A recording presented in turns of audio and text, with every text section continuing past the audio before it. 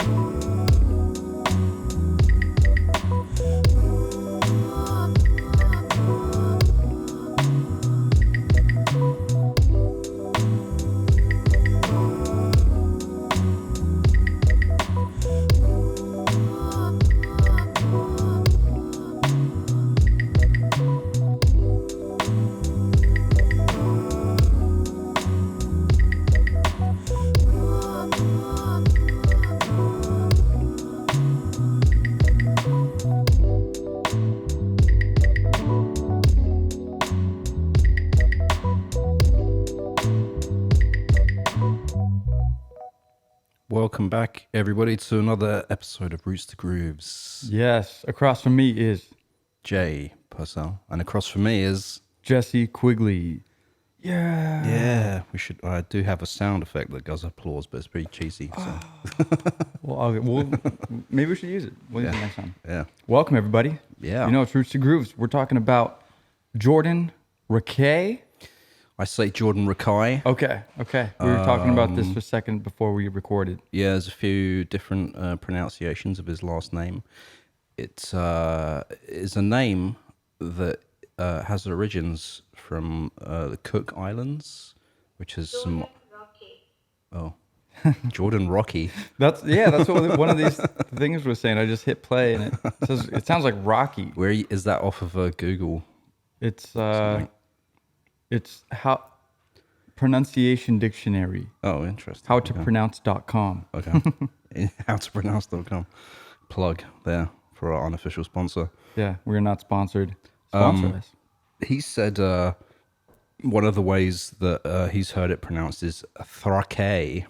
Rakei? Yeah, like he had a bit of a Greek kind of Middle Eastern when he said it, Rakei or something like that. I think he said that's how it's originally pronounced. He said though that he's actually interested by how other people pronounce it. He doesn't actually dictate. He says Jordan Rakei or Jordan Rakei himself, but he's not really offended by mispronunciations of his last name, apparently. Okay, well, that's good. Yeah. But yeah, Jordan Rakei, born in New Zealand, grew up in Australia, now based in London. Yeah, Hamilton, New Zealand, born and raised. Yeah. When he was 3, moved to Brisbane. Yeah. We even get a little ahead of ourselves. Get a little bit, yeah. This guy is like a solo artist, plays soul music. Yeah.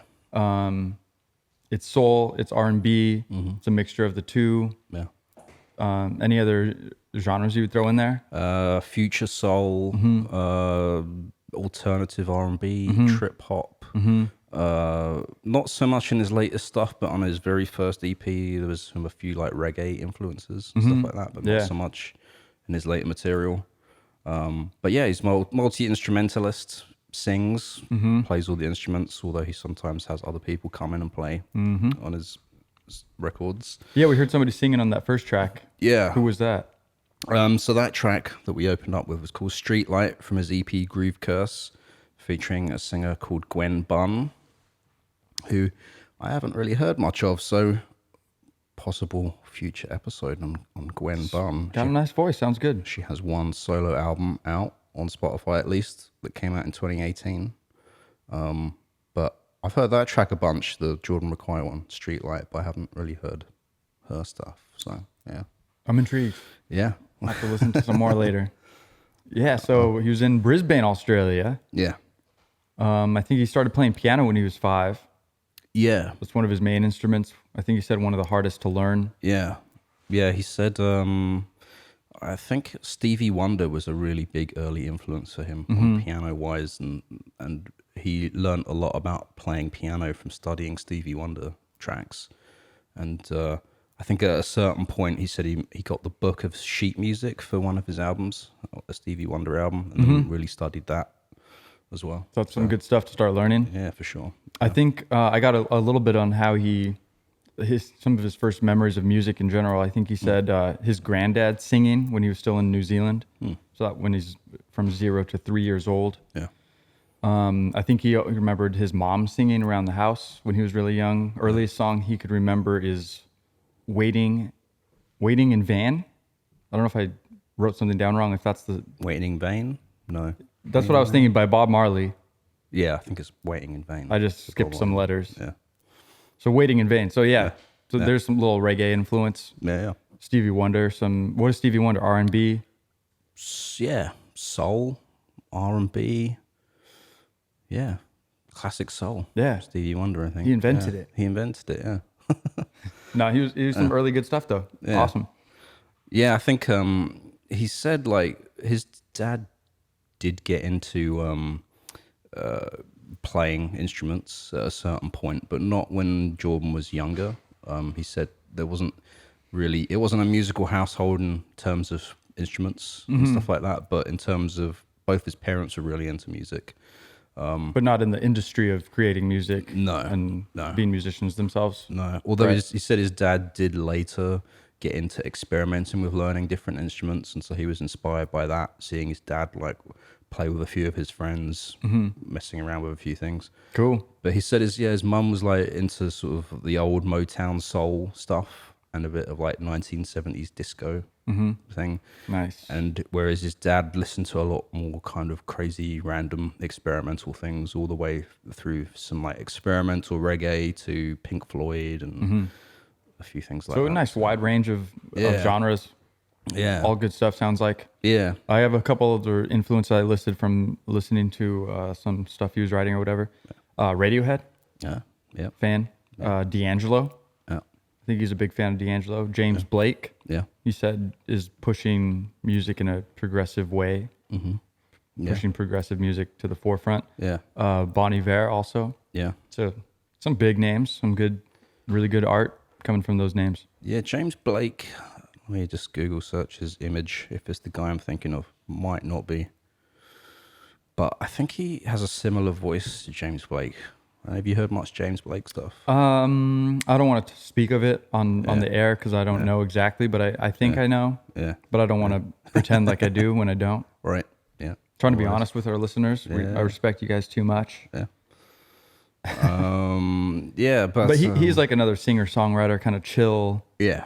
Like acoustic. Yeah. Singer songwriter, Americana folk vibes, right? Yeah, I think so. Yeah, soul stuff as well. I think. Yeah.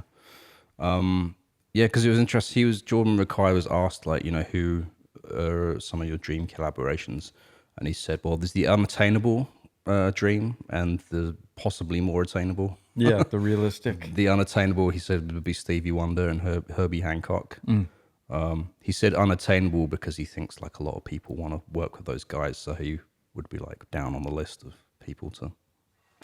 I mean, honestly, probably Yeah. both those guys are getting up there in age. Yeah, that as well.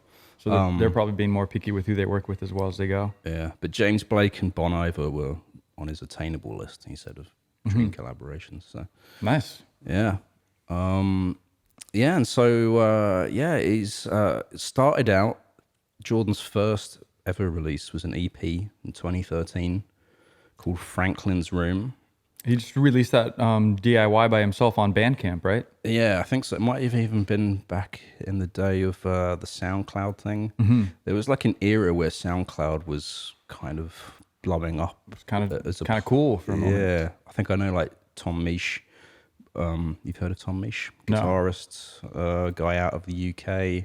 He's like a multi-instrumentalist producer. I have heard that as well. name, but I don't know any of the work. Yeah. And Jordan's collaborated with him as well since. Okay. But it was like an Alchemist as well. I was gonna say, Yeah. He's worked with some prominent artists from the UK. Yeah, and I think it was we've talked about. Yeah, all like a similar crowd of like the SoundCloud was like the place to be. I think back in my day it was like MySpace, when MySpace Music had their thing. Right. A lot of indie artists were on there, and then like the next online platform that really blew up for like underground artists, I think, was SoundCloud. Right. And but now it's sort of not so much. I think now it's harder to find. It's actually really hard to find stuff on SoundCloud. I don't know if you've ever tried to like just find new things, but like it's kind of hard. I mean, it's a good representation of the music industry in general, how it's kind of saturated with just a lot of music, because home studios are easy to build these days, which is awesome. It's great that everybody gets a chance to make music, but there's just a lot of it out there. Yeah. That's why we need curators like Signl and like Jay and Purcell Bandcamp. himself. Yes. Bandcamp do a good job. They do a bunch of blogs and emails of collections of different things that are happening, kind of thing. I mean, Spotify's like the adult version, quote unquote adult version of SoundCloud, and they do a really good job of curating playlists of similar music that you think that their algorithm thinks would jive with you and your music styles. Yeah. I don't know. I only got good things to say about their algorithm. It seems to be working pretty good. Seems to work for the most part. Yeah. Obviously, it's more difficult to get your music onto that platform, though. That's the trade-off. Yeah, or like the playlists that they have that Spotify do. Yeah. There's hopefully a bit of, right. wrangling in the background to get on playlists, I think, and stuff like that. Industry shenanigans or something. The editorial playlists. Yeah. Shenanigans, we'll call it. Yeah. Was gonna say.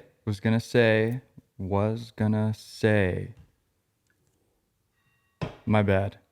I don't know. Train of thought. I guess I'm just talking about his music. He started making music on Fruity Loops. Oh, wow. I think when he was 11. Yeah. And then he moved to Cubase. And then I think maybe not up to the recent moment in time in 2021, but he uses Logic a lot. Mm-hmm. Yeah. And he used that for at least a 4 or 5 year period. Yeah. Yeah. Just fun fact. Done. Fun fact, yeah.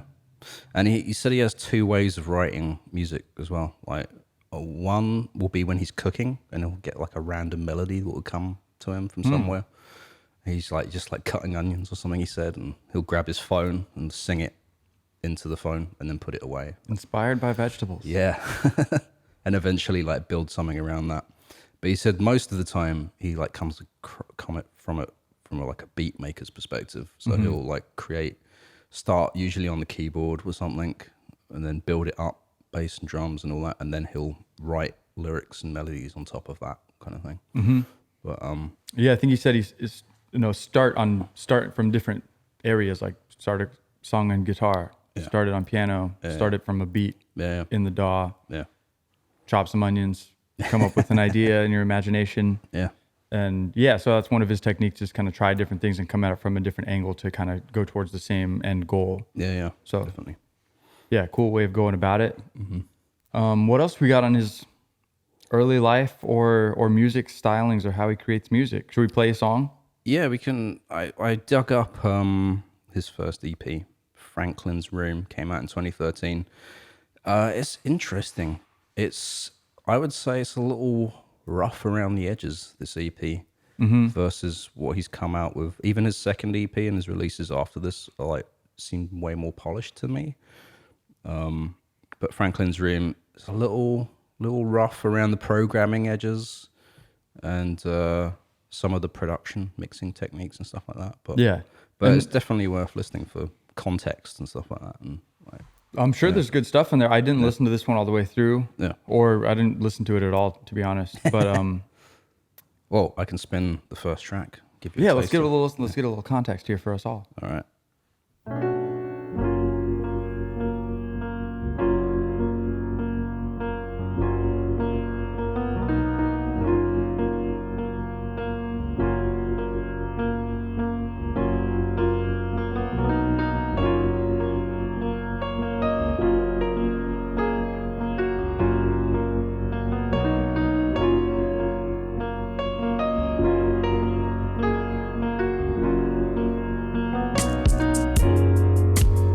Wake to the morning sun, then I sleep when the morning falls, and I bask in the morning's love till I can't feel the love no more.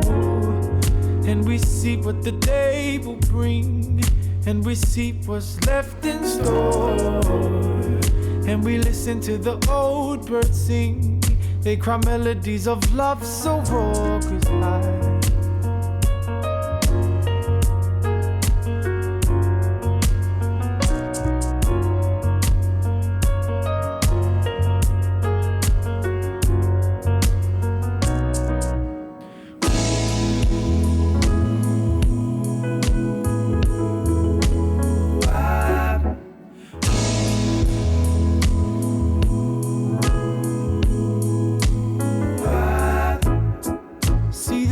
has begun to explore and try, City villain number 1, memory this night, Scandalous and crazy, makes it all worthwhile,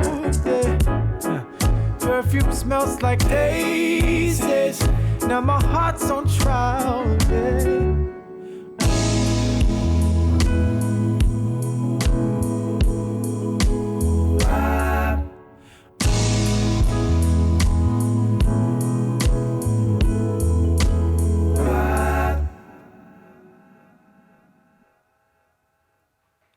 That was called My Time, from his first EP, Franklin's Room, in 2013, when he was still living in Brisbane back then.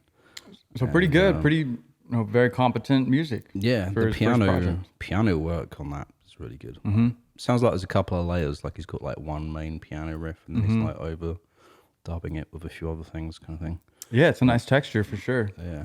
The drums in that I thought were a little off kilter when I first heard that track. It sounded like a little out of time, even though it's programmed, which was like kind of intentional, but that's why it sounded a bit rough to me. But yeah. Sometimes that's what they go for, is that little, like the drum loop is kind of not right on the beat. Yeah. And it gives it a nice kind of swing. As they call yeah. it. Yeah. Which is cool. Yeah. Akai MPC was the other thing he messed around with back in his early days of creating music. I was going to mention that. Yeah. I've never messed with one of those. Have you? I do. I have one over there. It's really good. Like the pads on it, I keep saying the pads on that are like nothing on the newer things, but they've gotten better. I got this tiny little Akai keyboard, and the pads on that are finally up to scratch, up to snuff, as they'll say. Or just the sensibility, the amount of trigger response. Yeah, because I got this Akai keyboard that was like the MPK 49 or whatever it's called, 49 keys. And it had pads on it, and they're really horrible. They're like not sensitive at all. I actually went on YouTube and I saw that people take off the pads and they stick like some felt underneath it, and then they put it back together to like actually make them sensitive. Oh, interesting. And I was like, but they've since gotten better at doing that. But it's interesting with Rakei because the MPCs were like, I think it was Roger Lynn was like the guy that like was the engineer that first created like the MPC, and he also created like the Lynn drum machine, which is like really popular. A lot of hip hop artists have done program beats on that in the early days of hip hop and stuff. And but with Akai, like, you know, they've made different, you know, they're a big corporation. They've made different pieces of equipment, and they haven't followed the same quality build or whatever of those things. And so, yeah, just geeking out for a little bit. But the MPC is like, you know, it's got the floppy disk in it, 2 megabytes of sound, and oh geez, you know, all that stuff. You can trick them out. You can like put a flash drive in it and all that sort of stuff. But it's a cool machine. Well, nice. Yeah. That's where he got his start. I never used one. Yeah. It's good to go old school like that. You know, analog, even though it still was digital in the day, maybe. I don't know. It was hip. It was the cool thing. I got this little box here. Yeah, no computer, you know. So anyway, he was 21 years old when he released that. Less than a year later, 2014, he came out with the Groove EP. Yeah. Or Groove Curse. Groove Curse EP. Yeah. And that was released on Soul Has No Tempo label. Yeah. And I mean, just kind of working on his stuff more, releasing more. Yeah. And that's right before he moved to London. Yeah. So it was interesting. Like, he said he was making a living out of music when he was in Brisbane. Like, he said he was able to pay his rent, and he was doing shows and stuff like that. And he said he lived a nice, like, chilled life in Brisbane. And he said the problem with that, though, is it wasn't challenging to him. Like, and also in Australia, he was saying that, you know, the kind of the scene for the music he was making was really small. Yeah, and he mentioned Hiatus Coyote. They're from Melbourne, but he said that they kind of blew up big in Australia. He said for that type of music, the soul music, it really set an example or precedent. He said, like, oh, if they can like do it, then there's hope for him as well, and for the other people he knew that were doing that type of music. Yeah, 100%. And he was connecting also with the people he was finding on SoundCloud. Like I mentioned, Tom Misch and Alpha Mist, and those were artists that I think he found via SoundCloud and got in contact with them and were like, you know, your music's dope. And they were still rising at that time. They weren't that big either, so they kind of, you know, wrote back and were like, oh, you know, checked out some of his music as well and stuff like that. Formed a bond that way, and that's when he realized, like, these artists were in London, you know, and there's like a scene out in London, and oh well, this is kind of the Ninja Tune. Yeah, is Jordan on? He is now. Yeah, he's on Ninja Tune now. Yeah, and they're a London label. Yeah, Bonobo's on there, and a load of other big artists. Yeah. Okay, I was just wondering that because we've done a few artists who are on the Ninja Tune label, and very consistent, very good. Yeah. And so the first thing he did is he went on a 6-month trip to London, and And this is what I really thought was interesting and cool about him, is like, we were talking about this off camera a little bit about the importance of having a plan Right. and executing a plan. And he decided he wanted to go to London because it would be a risk and it would be challenging. But he did it in a smart way. He didn't like decide to just move out there. Like he said, I'm going to go for 6 months and I'm going to like make a bunch of connections. And he actually also prepped like about 13 tracks back in Brisbane with the intention of, when he was in London, taking those tracks to a studio and finding like musicians to like play on them, kind of thing. So I saw this one interview with him where he was actually on that trip before he'd moved, and he's like talking about it like at that moment in time, which is really interesting. Right. And he said in that interview, "Oh, I'm still feeling it out, but you know, I'm going to a lot of shows, I'm connecting with people like Alpha Mist and Tom Misch and all that, and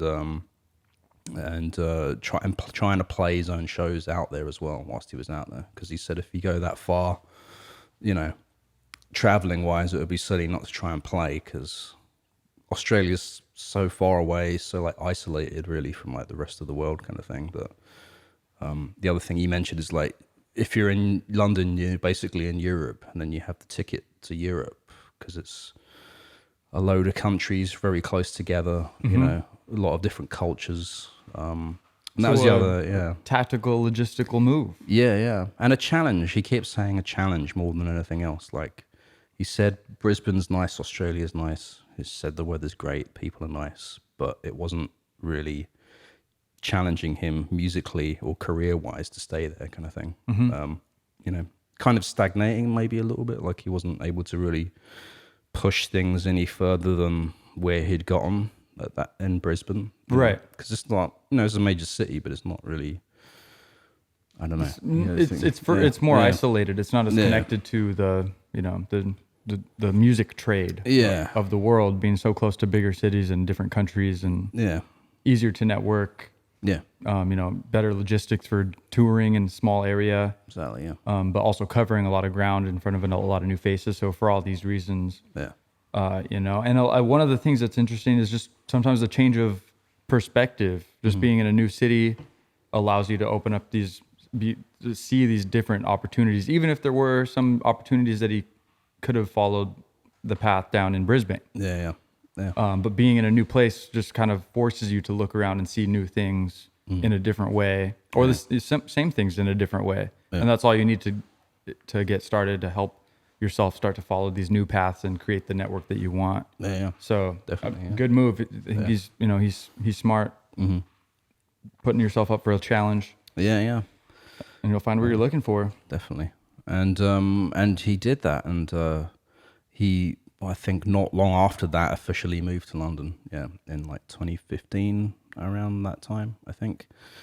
And has not looked back since, I guess. I don't know. It's been 6 years. And, no, but good for him. He's married now as well, by the way. Just throwing that out there. I had no idea. I don't know anything else other than the fact he said during COVID he spent a lot more time with his wife and his dog than he would normally. So good for him. Good for her wife and the dog. Exactly. Yeah. No touring or anything. So Grief Curse, second EP, 2014. I think that was released around the time he was thinking about being in London. Some of that stuff was recorded a little bit in London and Brisbane. But then his first full-length album, Cloak, in 2016, was when he was fully based over in London. And I think this album, like, it has like mostly a live feel, I thought, on listening to it. In terms of like the drums and everything like that, it sounds like more of a band kind of feel to it. Kind of all the way through. Yeah. I mean, was there one drummer playing all the songs, one keyboard player? I think so. I'm not sure specifically on all of the people, but there was a appearance by a drummer. Let me see, Richard Spaven, who I came across recently doing the drop. Richard Spaven's like a crazy jazz drummer. Like he's like got his own albums out that are, I mean, it's just, you know, you either like it or you don't like it. It's like drum heavy, drum forward, right? Okay. Yeah. So you're a fan. I like some of it, but I don't like all of it. Like, it's funny with me. I like a good beat. I like good grooves, but I don't like too much fussy changing of rhythms. Drum wanking. Drum wanking, yeah. In a way, that stuff can be good, but yeah, I'm not like. I'd rather just a couple of solid rhythms and like a good melody or something like that. Yeah, yeah. I think I'm on the same page as you. Yeah. Like I love the drums and I love the rhythm and the groove and the beat. Yeah. But not as the main attraction. Yeah. And the main purpose for listening to the track. Yeah. Or the album. Yeah. Whatever it may be. Yeah. But that's cool. Okay, let's spin a track off of that first full length. Yeah. I have a track here called Blame It on the Youth. Blame It on the Youth.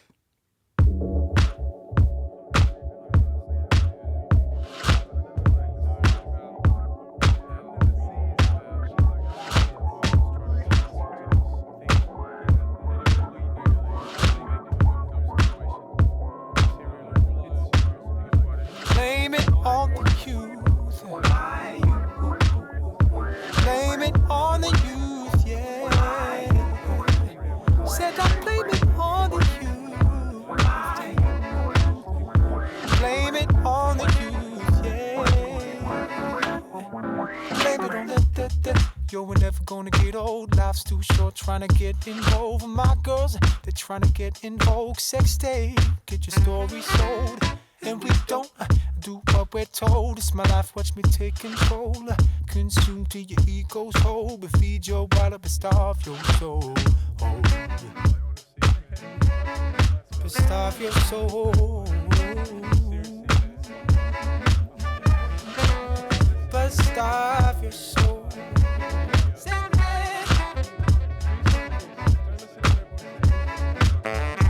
Blame it on the youth.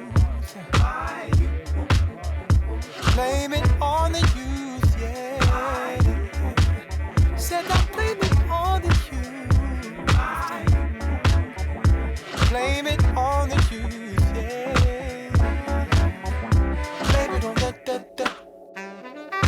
Misery loves company. Said I'm comfortable if it comes to me. Cause my youth constantly trade hard work for luxury. Destiny's your own creation. In my mind has motivation. But you're right, no obligation. But I don't wanna have that reputation. Yes, and I don't wanna have that reputation. Yeah. Yeah. Set them ready. Yes, and I don't wanna have that reputation. Blame it on the youth. Blame it on the youth, yeah. Said I blame it on the youth. Blame it on the youth, yeah. Yeah. Blame It on the Youth, I guess. Yeah, I guess. So good stuff. Yeah, actually, that was the funny. I picked that was kind of probably more of the programmy, more sounding versus the live sounding that I was alluding to. So I did not play an example of what I was describing. But no, that's fair. But yeah. It's a good time to bring up the fact that this guy has a different project going on called Dan Kai, Oh yeah, and that's a whole separate kind of pseudonym. yeah, Or whatever for different music that he produces that's more along the lines of house or dance yeah, type music. And basically he's built these two separate communities. And Dan Kai's maybe not as popular as Jordan Rakei yeah, in general. yeah, But in their own kind of venues, yeah, they both have their own communities and they both have people that like Jordan and like Dan Kai. yeah. And they're kind of separate. And Yeah. some of them don't even know about each other. I didn't know about Dan Kai until researching. Yeah. So, Jordan fans don't know who Dan Kai is and Dan Kai fans don't know who Jordan is. Yeah, And that's kind of cool. yeah, Is what it is. But Yeah. just another testament to his creative ability. yeah. He said the way it came about is he had a friend that asked him, "Can he make dance music?" And he was like, "I don't know. Let me see." and he did one track, and then they released it. Dan Kai was born. And then Dan Kai was born, yeah. And he said he has 3 side projects, but I only heard him talk about 2. Dan Kai, and he has something else which he didn't give a name for, but it's more like modern classical, interesting, like experimental. That's been stuff. released? He didn't. That's all he said about it, and I haven't been able to look deeper into that because there's no name associated with it. This is where you guys come in. Let us know. Yeah. Hit us Who up. is this? What is this? What is it called? Yeah. How do we find it? What is Jordan Rakei's classical music project? But he did say that he's focusing more on. And what is the third? Because he didn't mention. He said he had 3, and he didn't say anything about the third one. He just said the 2. Or is the third Jordan? Let us know, Jordan. Yeah. But he said he's been focusing more on Dan Kai as like of all of his side projects, he's like more focused on that one. Kind of thing. And he released an album with that 2020 called Small Moments, 8 songs. Right on. Yeah, he said he likes to do shows as Dan Kai, but doesn't really have the full time to do a full tour. Yeah. Yeah, it's interesting when he mentioned it. He was like, Dan Kai is more like it was kind of like how actors talk about their characters.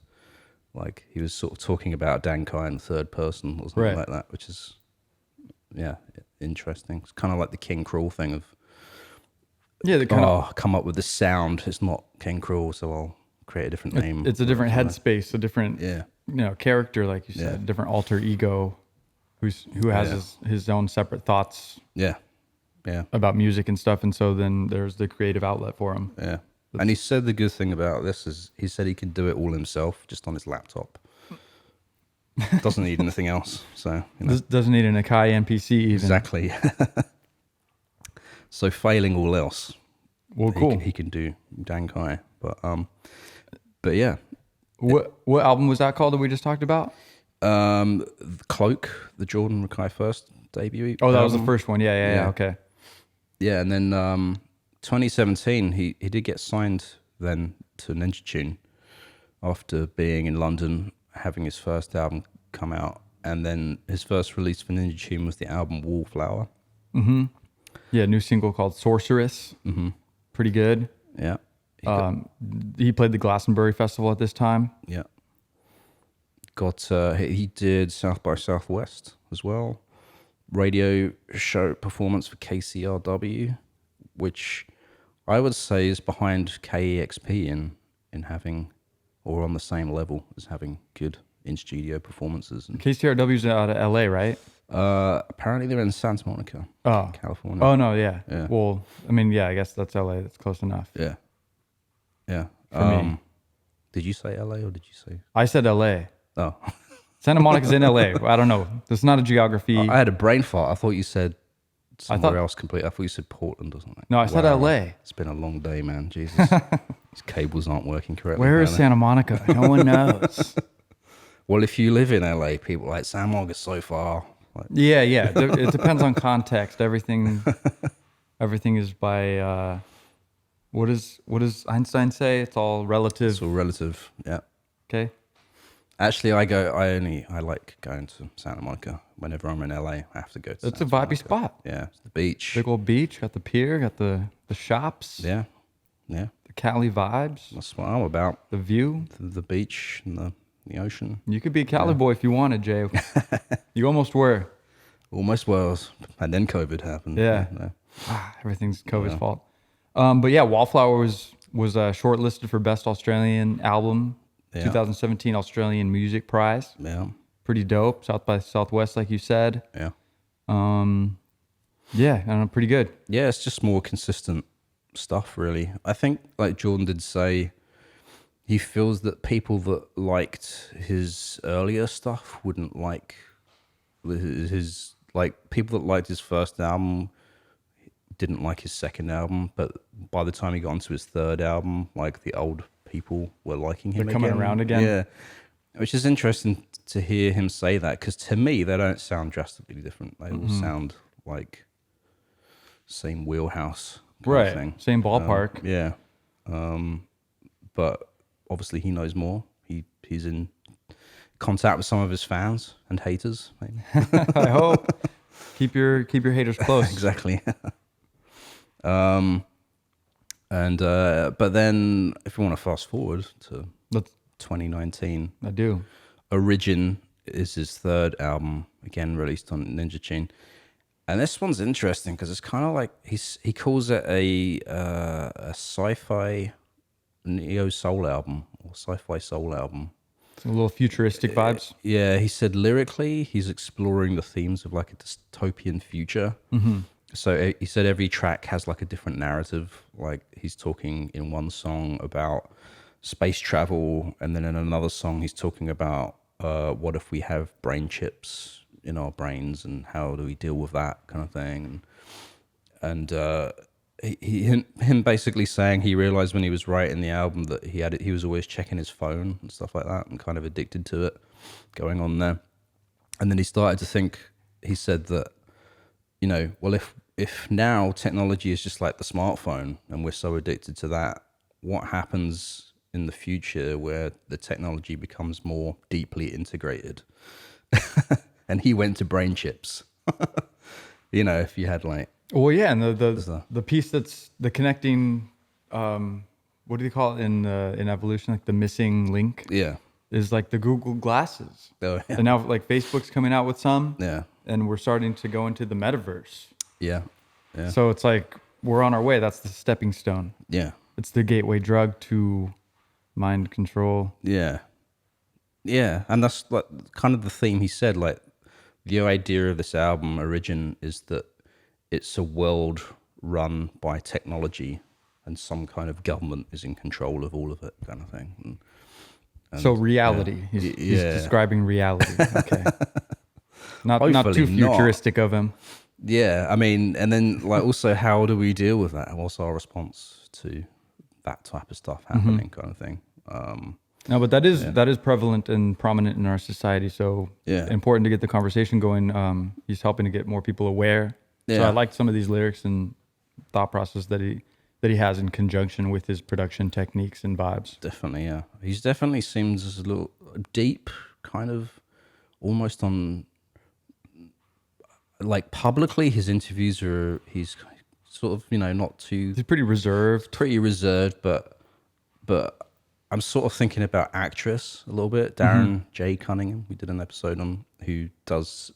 We talked about how he is really a deep thinker, right? Yeah, and is messing around quite literally with AI, coding algorithms to create music, sort of thing.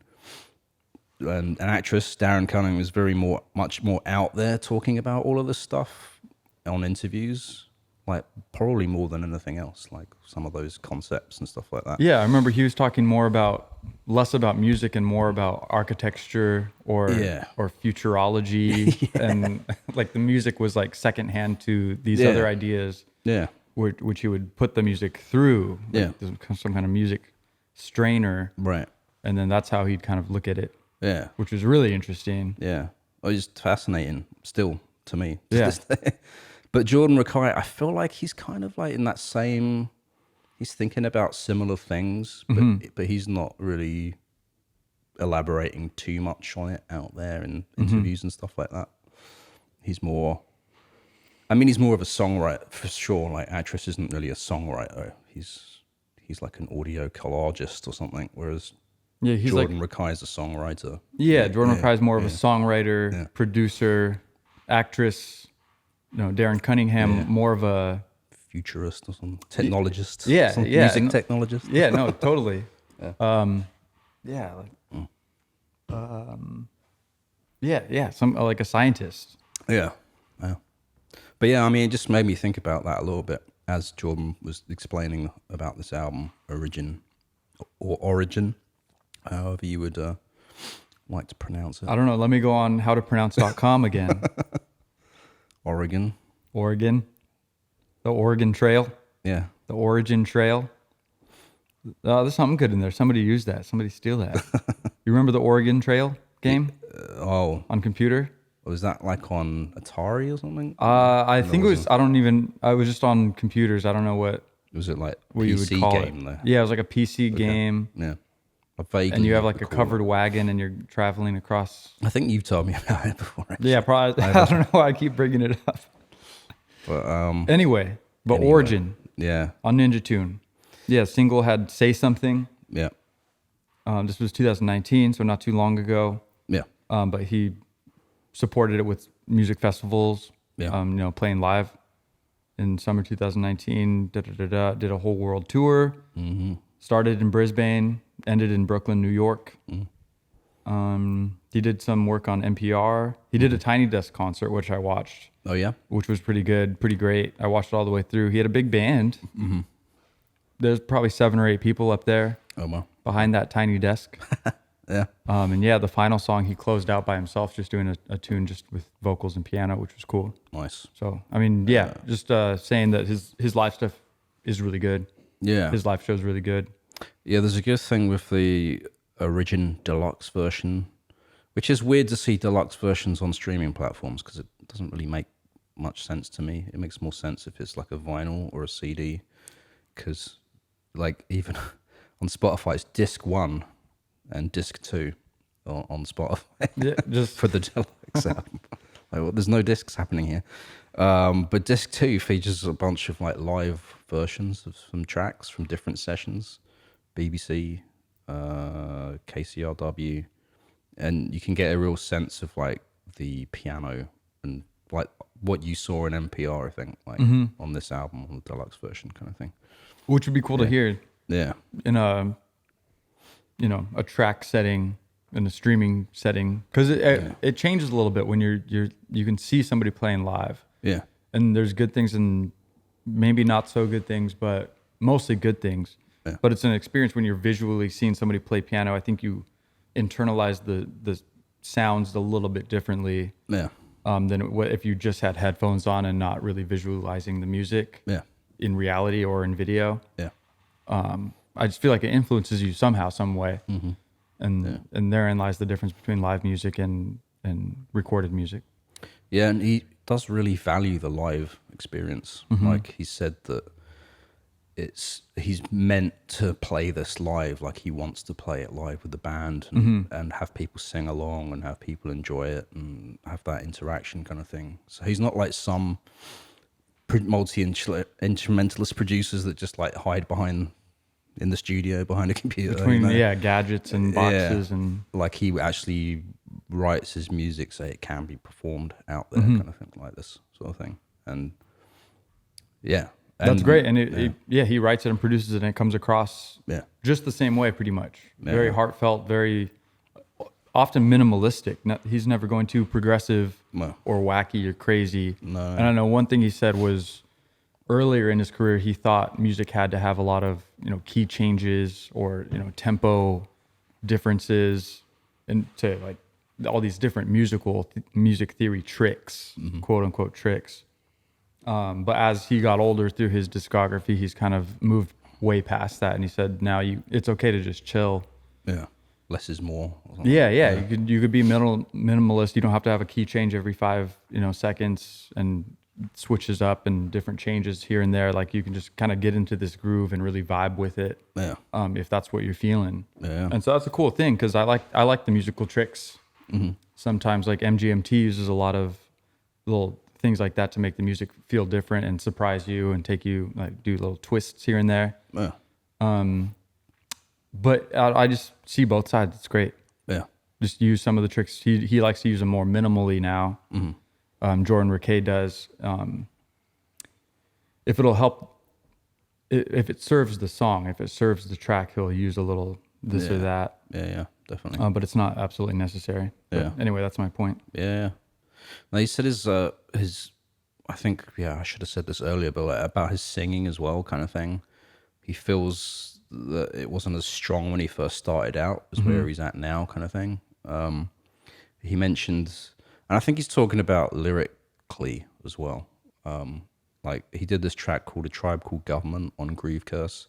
He said that was the first track he did where he was proud of his vocal accomplishments, like what he was talking about and stuff like that, and singing it and stuff like that. But he's got a nice voice. Yeah, he does. Yeah. It's very smooth. Yeah. Live, it sounds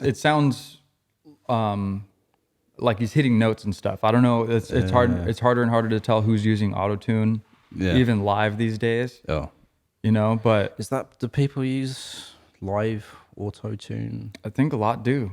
Just like, I mean, not for an effect, but like to keep... But just to tune make you. it sound Yeah, good as yeah, a live voice. yeah. Do they Not do like... Because I've seen people do it like as an effect. And live, that's cool but too. Yeah. Yeah, some of those artists, I don't know, that one prominent one. I think like Lil Nas X or something like that. He does live auto-tune things. I don't know, And the other guy you're thinking of... Lil Jon? No. Little something. I don't know. I can't think of it right now. But there's been some use of prominent auto-tune where it like gives you that super robotic kind of sound that's obviously for an effect. Yeah. And that's great.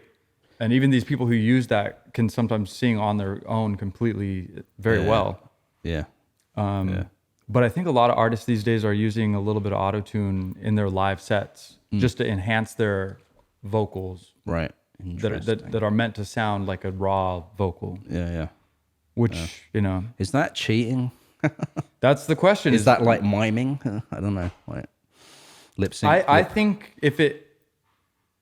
it's hard to sing, you know? I think if the fans want to hear something good, if it sounds like that's what's on your streaming track, I think that can enhance the live show. Yeah. Because I don't want to be constantly distracted by, for example, a singer who's just not hitting the notes very well at all. Yeah. That's not going to be a very fun show to go to. Like, I love this album that I can listen to at home that was recorded. Yeah. And I love this artist. Her voice sounds great. And then you go see that artist and they're playing the same exact music, but the vocals just are not at that level. But then I would say, though, isn't that like a lack of talent or effort from the artists? Well, if they're like going out of tune and they're not hitting... I mean, I it know is a lack of talent and a lack of effort. I mean, I know it can happen if you can't hear the monitors. Sometimes it happens at a show. Right. The singer can't hear themselves, and then it's like to save you from that. But otherwise, I mean, I don't know. Like, maybe not even talent, but maybe it's a technical difficulty, monitoring issue. Yeah.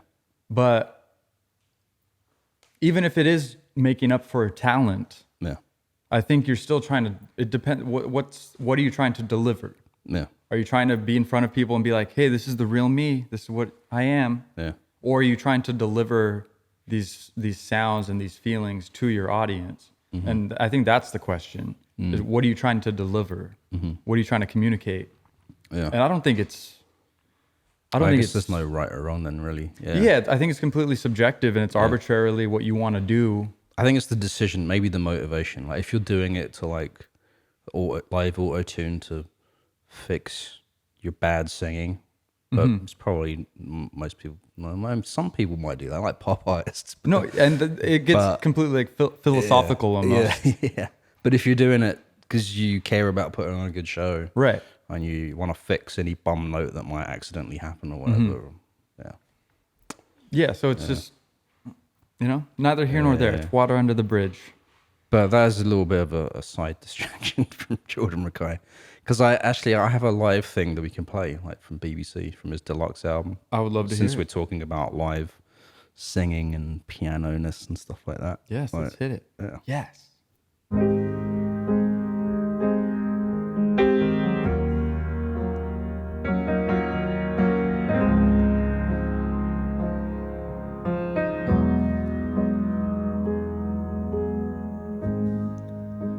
You don't know, babe,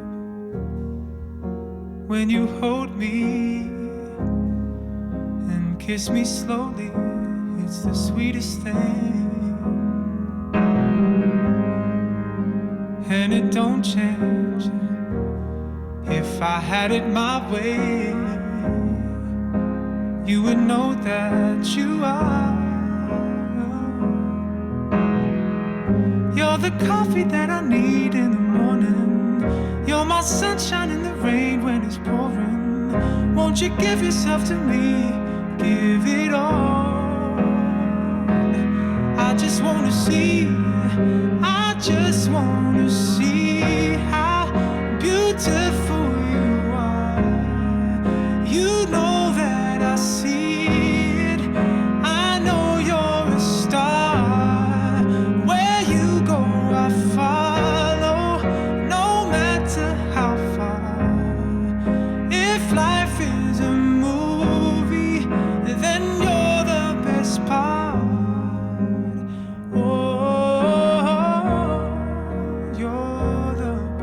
heart. Oh,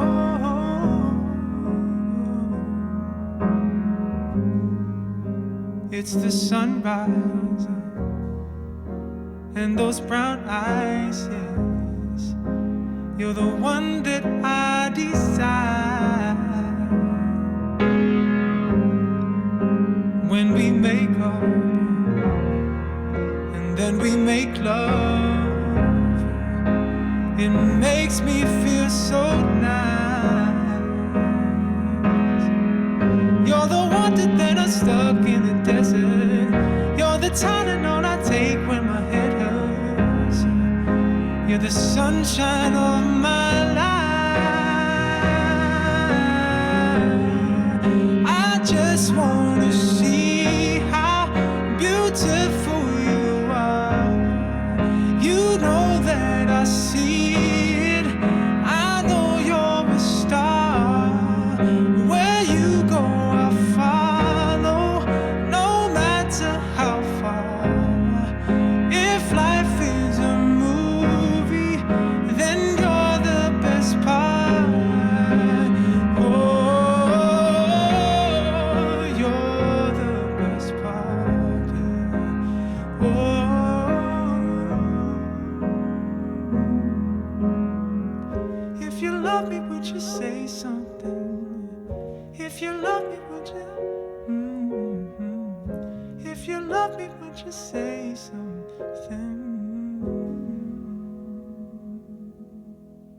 Pretty sweet. Gorgeous. Like I was saying, his voice is very good. It's very soothing, very soulful. His melodies are nice. That could have even been an Adele song. He could write songs for Adele. Yeah, yeah. I could definitely see that. Yeah. His voice kind of reminds me of Sam Smith Yeah. a little bit, Yeah. kind of in the upper registers. Yeah. Although it has a little bit more of a body or presence. Jordan Rakei's does to me, Yeah. and I kind of prefer it. Yeah. Not that you have to pick one or the other. No. There's been like a few new sort of soul artists that have like Jordan Rakei voice, or he sounds like them. There was this one guy from London.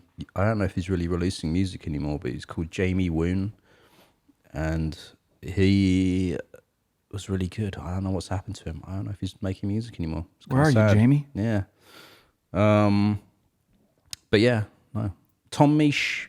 I'm surprised you haven't heard much of his stuff, but like you've probably heard a few things Maybe I have, maybe I haven't. because he's similar, but he doesn't have. His voice is weird. Like he sings on all of his tracks, but I wouldn't say he's particularly a good singer. It's funny. Like it doesn't sound bad. It's just like he's very clever with it. Like Tom Misch sings in a way where it's kind of understated, where it kind of sounds like he's half talking, half singing. That's cool. But he gets away with it. Some of the best singers are not good singers. Yeah. You know? It's about the vibe you create, making it sound cool. Exactly. Yeah. You know, delivering something, communicating something, rather than just showcasing your vocal ability. Yeah. Well, I've talked about this before. I think with different singers, like the vocal range and stuff. Some singers have a wide range; they can do whatever, and others don't, and so they do it in a way where they can keep it like very in a sort of box. They know their own limitations or whatever and stuff like that. I think the one thing about Jordan Rakei is he did say at a certain point, like when he was growing up, he was listening to stuff like Usher and Beyonce, and he said he really liked like the vocal runs that those types of artists did back then, kind of thing.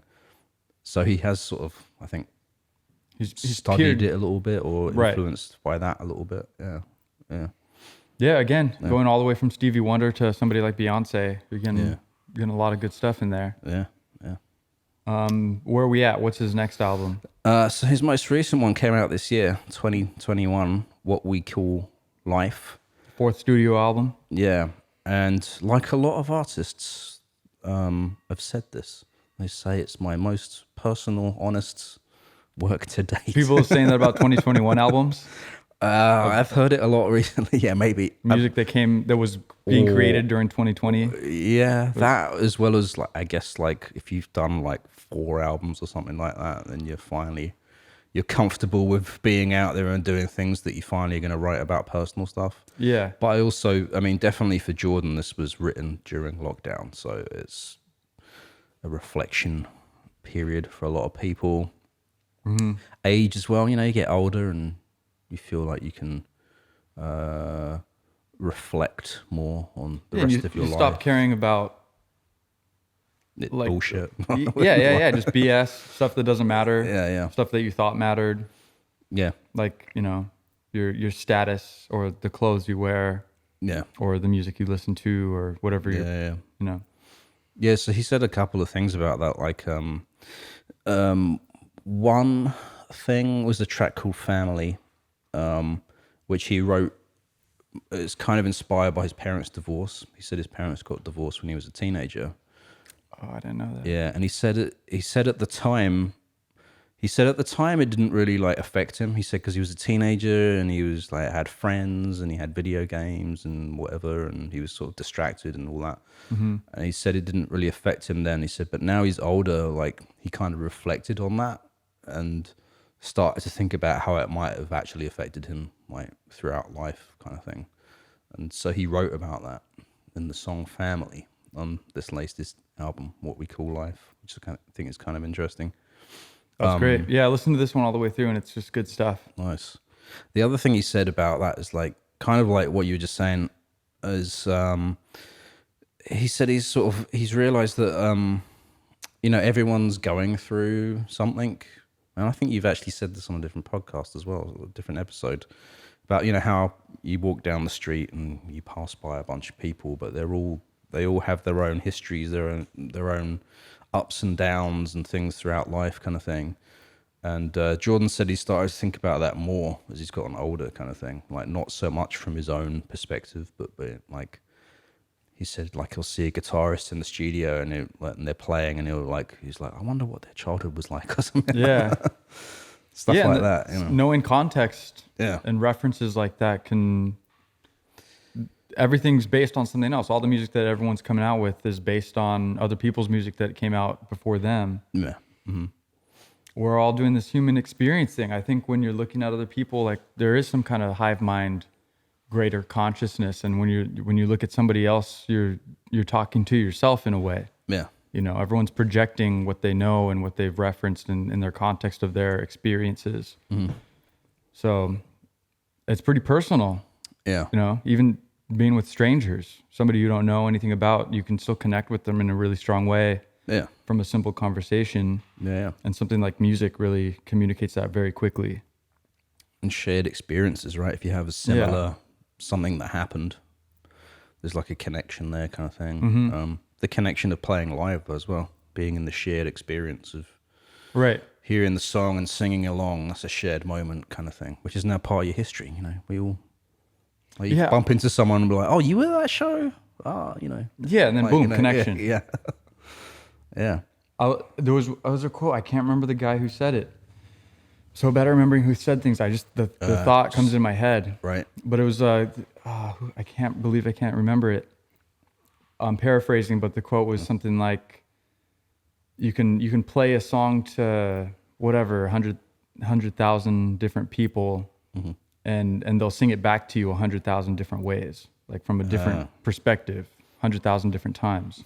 That's cool. Like a little bit of a different story, a different perspective, a different context from each one of these people. Yeah. And it's absolutely amazing. Yeah. How you can be saying something so direct and singing about something with this mood and this vibe, and then somebody else could be like, "Oh, I totally know where you're coming from."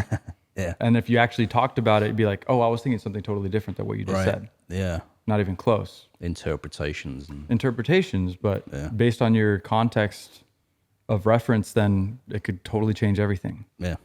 So it's, I don't know, stuff's crazy out here, Jay. It is. Yeah. The humans out here. The peeps. Yeah. But yeah, I don't know. This guy has a cool mind. Yeah. I like what he's doing with his mind. Yeah. I like what he's doing with his. I think he was also saying this is the same guy I was reading about, Jordan Rakei. He wanted to make like a kind of like a master class. Oh yeah. And show how he's producing things. Oh. But also like his mindset of how he's producing his own life, and like using meditation and mindfulness to empower yourself to create the things that you want to create and to fulfill yourself. And I thought that was really cool because as I kept reading about this guy, he continued to build that bridge between like the mind and the music.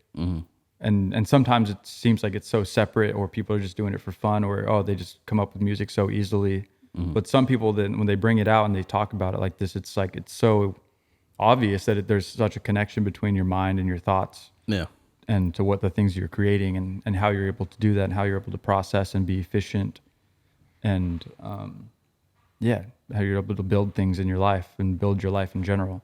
So I thought that was one of the coolest things. And this guy just has a cool mind, music connection, and just his connection with reality and his consciousness and experience. So I did hear him like allude to this on this last album. He said musically, he said he made no compromises, and he also feels that this album shows people what his brain is like musically. Yeah. That's what he said. Yeah. That's great. Yeah. I mean, so putting himself on blast a little bit. Yeah. Being vulnerable. Yeah. And that's definitely. cool. Yeah. If you're like you were saying before, you're in a comfortable enough position to be vulnerable. Yeah, definitely. So. Yeah, and I guess a few other things around that. Like he likes to collaborate a lot with different people, and he says it was challenging during lockdown virtually.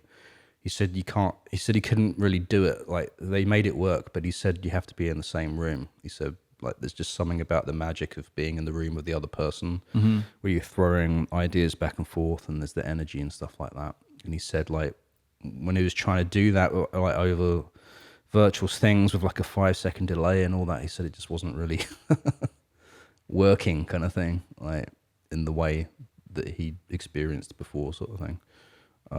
And he also says when he's collaborating with someone, he likes to provide a vehicle for that other person to communicate their ideas, which I thought was really interesting. That is cool. So he doesn't approach it from like, oh, I got all these ideas, like this, he's like sitting back and kind of seeing what the other person has, what ideas they have, what direction they want to take it in. And then he uses his input on that kind of thing to kind of guide the collaboration, which instead of dictating or, like I got a sick beat, put some vocals on it, exactly, bro. Yeah. Like actually, thinking about it more, esoterically. Yeah. Kind of, because it's such a weird thing. Music, it's so powerful, and it's just vibrations. Yep. And there's so many things you could do that. But that's super cool that he's like, how can I? Which vessel? Like I have my ideas, my voice memos, beats. Yeah. Which vessel will bring this person to where they need to go? Yeah. And internally, bring me where I need to go. Yeah. Speaking as Jordan here. Yeah. But paraphrasing, guessing, don't know. But yeah, all this stuff goes to show. I think he's a cool guy. He's got his head on straight. Mm-hmm.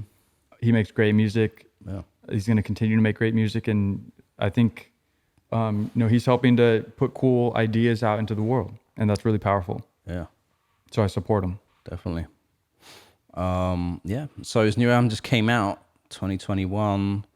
He said he has booked a tour for Europe next year, 2022, and US as well. He's trying to get back out there on the road. He said he's looking forward to that, obviously. Let's go see him. Yeah, definitely. I don't know if he's coming to a Seattle near us. I don't know either. We're here if you're coming. Exactly. Let us know. But that's all I got on Jordan Rakei. Yeah, me too. Good stuff. This was Jay's pick. Yeah. If it's from the UK, it's Jay's pick pretty much. I think I didn't say this at the top of the show. How did I find out about him? I think it was through YouTube or like a collaboration he's done, because we have talked about Jordan Rakei on the Alchemist episode, I think. Right. There was like a whole video collaboration he did that was filmed, them in a studio kind of thing. Yeah. So go back to the Alchemist episode. We talked about that. Yes. And Jordan's approach in that session. But yeah, and this album we can play out of a track, I guess, from it. But it's interesting. There's some like 80s vibes happening in there. There's a bit more sprinkling of like electronic stuff. You know, I'm down for that. Yeah. 80s and electronic. Yeah. But mixed with contemporary. Yeah, and then some like faster rhythms, which I think maybe is on one of this track that I've got here. Some fast, funky. All right. I mean, I don't know what you're going to play. Neither do I. I have only listened to this once, and I have 2 tracks in front of me. I can't remember which one. This is going to be a last-minute decision. I'm going to go with Brace, because I'll do Runaway. Ooh. Which one sounds like it would have crazy shit in it? Runaway? If you said Brace, I'd be like, brace yourselves. Strap on in, because it's about to get wild. Brace? That could go either way. That's where I'm leaning, but I don't know what we're going to get. All right, here we go. Hey, hit us up if you guys got any comments, concerns, questions, cool facts about Jordan Rakei. Thank you for joining us. We appreciate you. We're here for you to learn and to grow. Yeah. If you got anything for us, hit us up at the email. Roots to Grooves at signalradio.com, SIGNL radio.com. And yeah, out.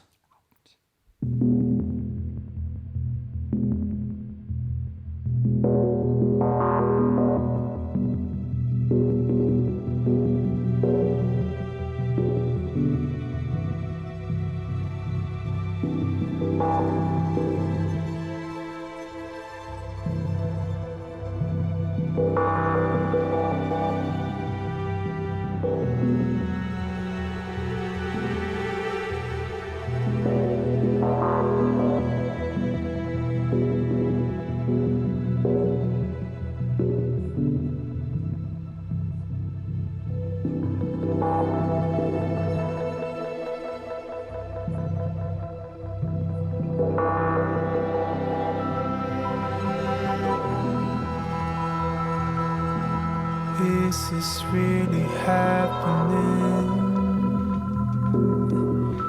I'm about to lose my way, bracing for the reckoning. Feel the weight of my mistake. Life is where you're heading. I'm about to lose my faith, taking all my medicine, diving into my mistakes.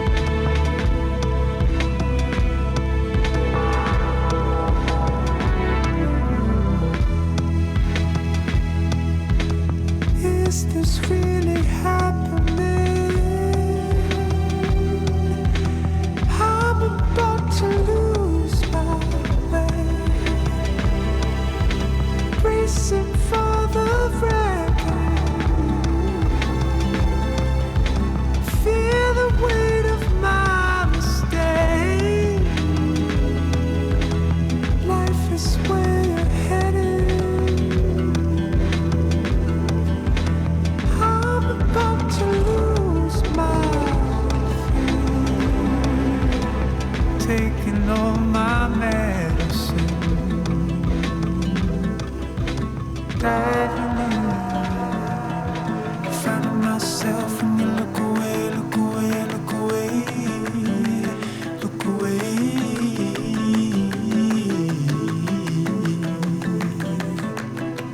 Finding myself when you look away, look away, look away, look away.